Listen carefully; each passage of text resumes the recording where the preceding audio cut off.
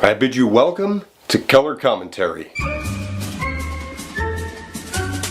New segment by me where I dive into a whole bunch of things movie, TV, and film related. And today we're going to talk about how I think The Walking Dead, that's right, the smash hit show, is unwatchable.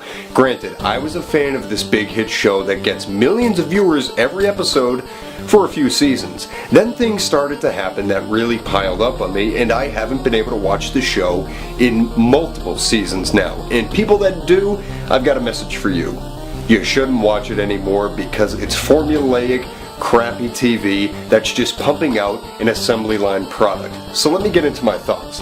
First of all, it's formulaic. Think about it. Every single season has a very similar formula to it that is just beaten over the head with a 2x4. That being all of these characters that are strangers to each other come together and they convene in this centralized location. That centralized location, they're able to barricade from the walkers or the zombies, if you will. And then eventually some kind of common enemy seeps their way into this barricade in this base of the main characters. That temporarily pits the characters against each other. They have an internal struggle. The zombies close in. They ruin the entire base. It's destroyed, and then they have to flee and find a new one for the next season. This has happened every single season. Besides season 3 to 4, they kind of bridge it into 2 seasons, but then it still ends up happening by the end of that season, and they move on to another place and another place. So what you see here is a very easy formula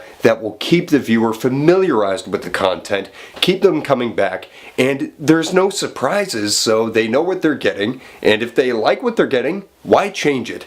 The next thing I have to talk about is the love for MacGuffins in this show and plot devices. This show is full of them. Everything is almost motivated by a plot device or a MacGuffin, something to go get that has no relevance to the plot whatsoever, and that puts them in a bad situation. It has happened time and time again in this series. One notable example being when Noah is killed in, I think, season 5. He's killed over something that has no relevance to the plot, and it's never addressed outside a 5-minute window. It's like some generator or something.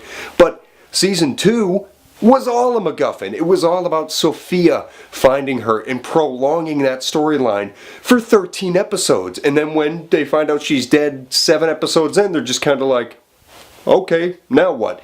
And then the rest of the season was cruise control, and a lot of people were kind of skeptical about where the series was going to go after kind of a mundane plot structure. The next thing we need to talk about, especially lazy, is the dialogue.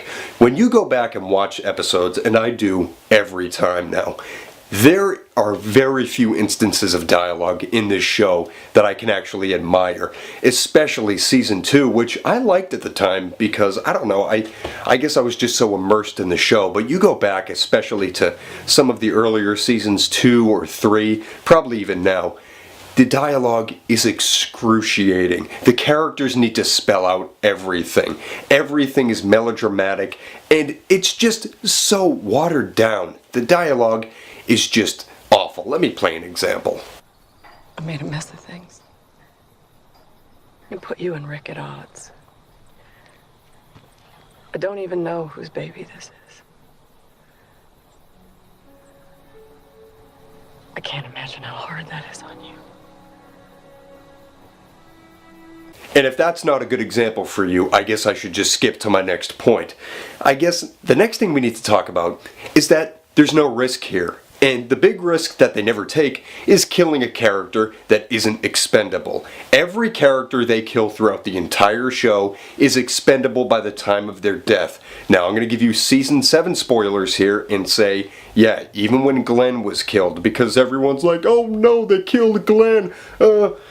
Season 7, what was even going on with Glenn? Oh, he's married to Maggie, they might have a baby. Listen, Glenn's plotline was essentially done after season 3. Nothing else really happened for him, maybe a couple small things here and there, but after season 3 or 4 he was rendered useless, and everything with him was just him getting separated from Maggie. They're apart for 5 episodes, and then they're back together and they love each other. Listen, Their love story isn't compelling enough to make it a centralized thing every single season, and why we should root for him. He had very little development outside the first 3 seasons, and then that goes for anybody else they kill. Go to every season finale they have, or season beginning. Somebody that's killed, you only knew for 2 episodes, or they really just were never fleshed out. Remember T-Dog? Oh yeah. And does anybody else notice that the #1 killer of people in this show is the sneaky walkers? Yeah, that's right, the sneaky walkers nobody can hear somehow. But then they come up out of nowhere and, oh no, they bite somebody. This has happened way too much. Remember when Tyrese got bitten? Let's play that back really quick.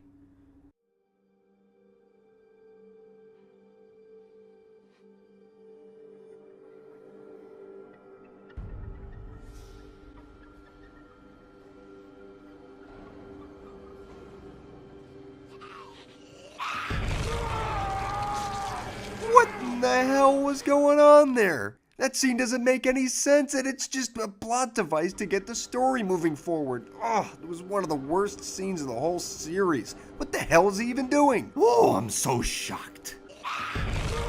The next thing we're going to talk about is that the only good character they got was Carol. She's the only one who has a very compelling and very thought-provoking story arc. A battered woman who sees the end of the world, and she comes back and she becomes the ultimate badass and one of the definitive leaders, self-sufficient. I can give them credit for that. That's the one thing they did right.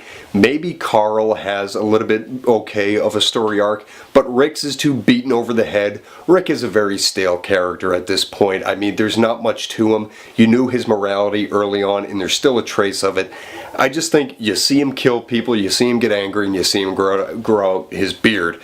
But other than that, I think Carol is the only one that was done completely right. The only other character I would say was done pretty much 100% right was Merle Dixon. And that was mostly because of the screen presence of actor Michael Rooker. He was the only other character besides Carol who made sense and who was true to the character, and who every scene was better because he was in it. And they introduced him and withdrew him from the series perfectly. He had about a 2-season stretch, and it worked out very well. He had a well-defined arc. Aside from that, I can't see much else.